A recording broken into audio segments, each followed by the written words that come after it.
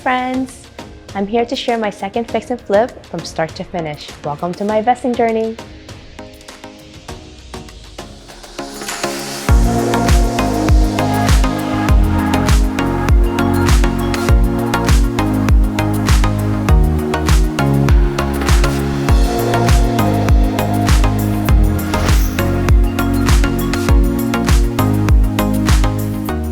Real estate is pretty much a numbers game. As long as the numbers work and you can make a profit after subtracting all holding costs, labor costs, construction costs, and you can still make a 10% profit of the ARV, that's pretty much tells me that it's a good project. So realistically, any house, any project can be a good project as long as you're buying it right. So this property is 2 minutes away from the first fix and flip, and my agent and I first saw this property. It was already under contract, and we still put an offer in, because you just never know. And they fell out of contract, so they came back to us. So we were kind of like their third backup. And I knew that I can bring them down a little bit more on price because once a seller is in and out of contract a couple of times, they just kind of want to get the property off their hands, So I took advantage of that situation, and I went in a little bit lower than was my original offer price, and they accepted it. And it was an estate sale, so nobody was living here. It was vacant. Like an estate sale is when the owner has passed away, and then now it's their kids or family members now is taking over the estate and now selling it, and I guess splitting the profit however they foresee it.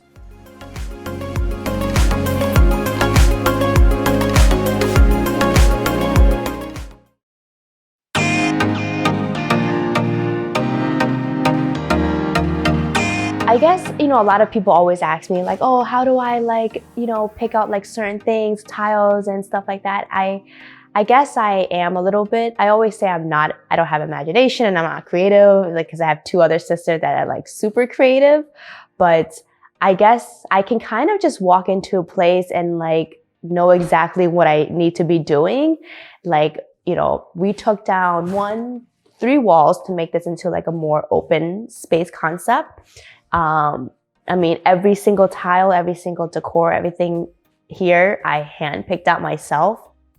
Funny story, this is one of the lessons I've learned with this project is anything is possible in construction. And, when someone tells you no, they're not the right fit for you. And there's a way to make everything happen. My architect is great. He's works fast and we work well together, but I feel like sometimes he doesn't have the visual that I see in a property. So we kind of go back and forth now. This is like 3rd time that we've been working together, and now we've been going back and forth on designs and how we're at the layout of how certain things should be. The new build bathroom that we put in this house, he was telling me that it was not possible to put it in the specific corner. And I didn't understand why, but because I didn't have the confidence in myself, I just allowed him to pretty much tell me that it was not possible, it wasn't going to work, and X, Y, Z. Now the framing comes up, okay? And the minute I walked in, when the framing was in for the new bathroom in the closet that he had put in his plans, I knew this was not it. The second contractor that I bought in was pretty much like, yeah, we can work around the windows. We built a shower in the perfect space, and we built the bathroom exactly how I envisioned it in my mind.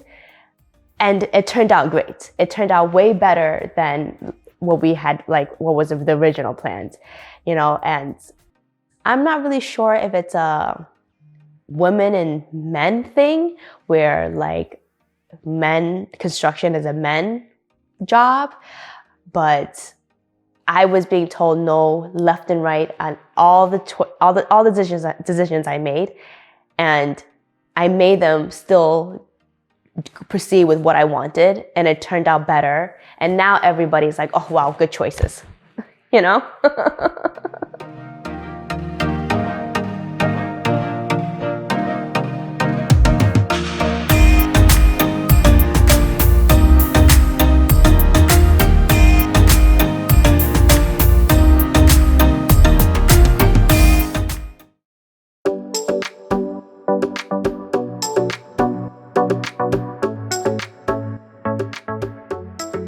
Well, day one, we had a flood in the basement because it was in the winter, and it was one of those weeks that went from hot to cold, hot to cold. You know, we've been having these weird winters. One of the pipes burst in the basement. So on our first day on the job, the basement was flooded about 5 inches. So that was fun. For some reason, a lot of houses in New Jersey, they have this thing called the sunroom. Once you walk into the house, it's like a 5-foot, space, and then another wall to the rest of the house. So I guess it's like their porch, their enclosed porch back in the day, and there's windows, and it's usually beautiful. So usually in the past 2 flips, I always knock that wall down, and it's never weight bearing. So that's a good thing. But this particular house, we did have a problem because it was not leveled between the sunroom and the actual house. So we did have to jack up the sunroom flooring in order to level up with the rest of the house. The house was old. It was like maroon colors, and which is fine. That's the style that was back in those time. And we had old floors. It's one of those typical houses where every room upstairs in the bedroom was painted a different color. This house was great bones, just old. Yeah, I would definitely say that my risk tolerance is high. I am definitely not somebody that's loves perfection, I don't have analysis paralysis. I'm kind of okay, go. I'll figure it out once I get there. So, I mean, for me, if other people can do it, why can't I? I think I walk into every property and I think that I can transform it. Each project, each paint color, each tile that is picked out is because things that I like, and it's things that I think that matches together. So I'm pretty much creating my little dream homes, for first time families, and I know that another family is going to enjoy it and raise their family in this home. So the difference between this project and the first project, my contractor and I worked hand in hand on everything. We went to Home Depot together. We picked out every single thing together. He wouldn't remove a nail without calling me. Everything went through my cell phone.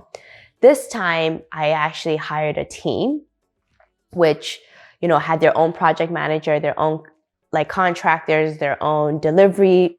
And I did that on purpose because I wanted to try to see what it would turn out if I stepped back a little bit and not to be a control freak, and see how it would turn out, or if it was even possible for me to not be here 24/7, I mean, the outcome, it turned out great, but definitely communication is a big thing, because now you're speaking to the project manager, you're not speaking to the contractor himself that's actually physically working on it.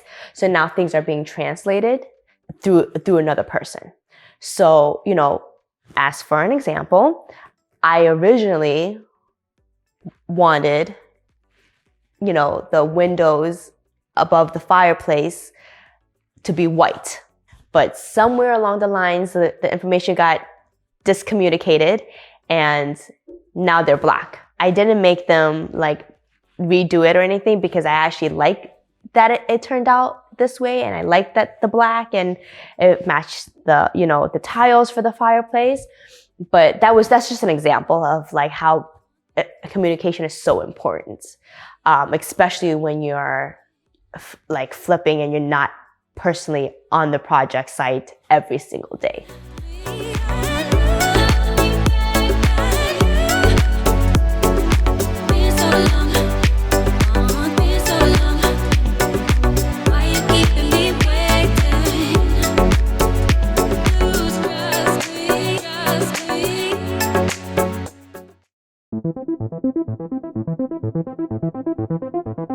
I'm just not blindly, buying and renovating houses. I did take a mentorship, a flipping mentorship.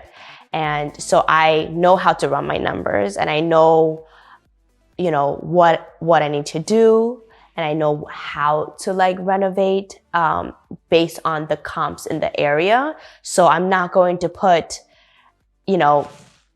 thousands of dollars in the kitchen when the rest of all the houses in the area are, medium class, right?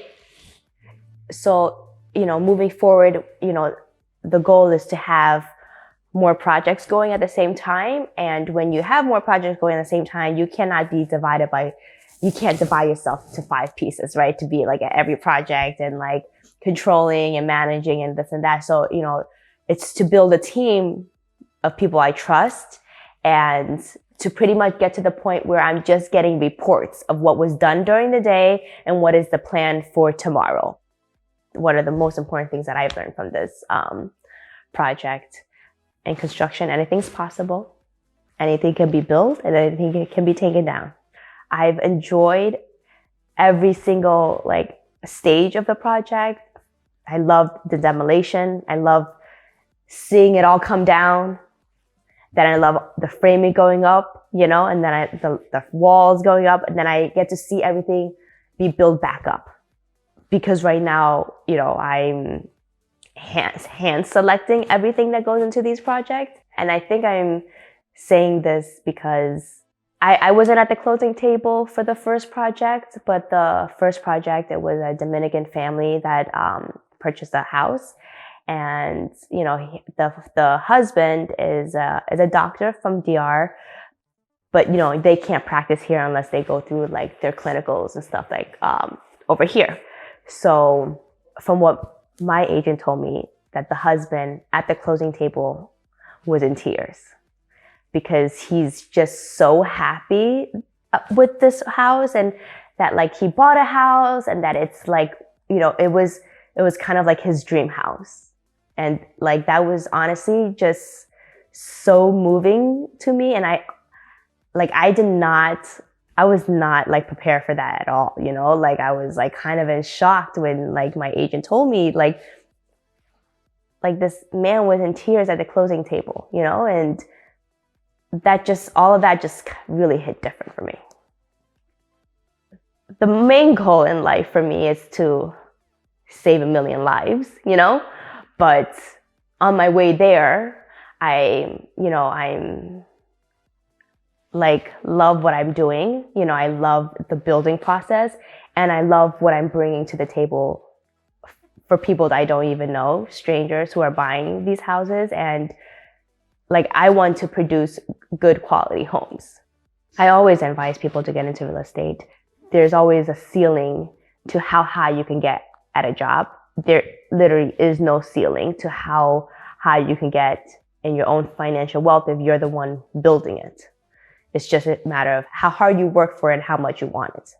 So I always advise people to get into real estate, if it's actively or passively. You can buy rentals and, buy enough to get at least financially free where you don't have to work, or you can work and double your income that way. Or you can do it actively by investing and flipping and wholesaling, So there's so many streams and avenues for real estate to make money. You just have to find the one that's right for you. How do I feel? I'm very proud of myself. I think I've grown as a person, as a professional, a tremendous amount in the past year. And I'm just honestly, I just want more. I'm not a fortune teller. Wherever the universe takes me, I'll go. But the goal is to build wealth and to save lives and give back to the world. If you want to continue to follow me on my journey and where my life leads to it during real estate investing, you can find me at Instagram at Lius Estate, and then subscribe and like.